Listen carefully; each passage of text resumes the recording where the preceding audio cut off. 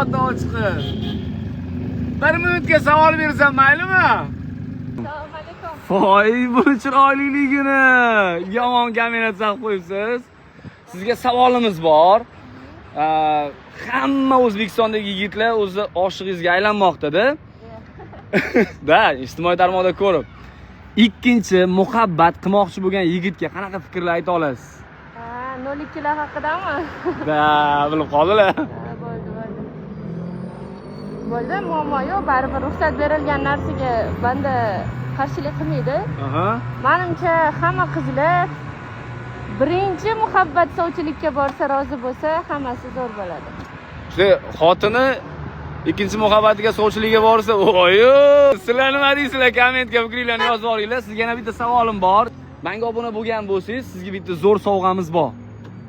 Bo'ldi. Ko'rsak bo'ladimi Instagramingizni? Fake akkauntimdan bo'lganman-da. Shumi bu, fake'mi bu? Oo, arzu qilib turibdi, nima deyapti? Gap bo'lishi mumkin emas. Sizga bitta sovg'amiz bor. Urib qo'ying. Kelasizmi? Ha, bor. Aha. Faqat bu sovg'ani o'zingiz bilan olib ketishingiz birmuncha qiyinroq bo'lishi mumkin. Sovg'aladiganlik ko'p shekilli. Mana sizga. Eng yaqin insonlaringiz mana shu urdekcha deb sizni qadrlab, quchoqlab yursin.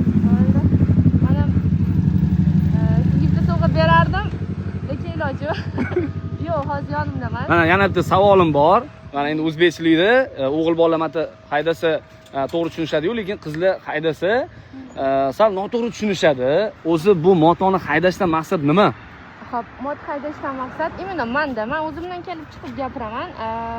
Bizda ham ishimiz bor, tadbirkormiz, ishimiz, shaxsiy hayotimiz bor, lekin bu mod endi buni hamma baykerlar tushunadi-da, stresslarni yechadi.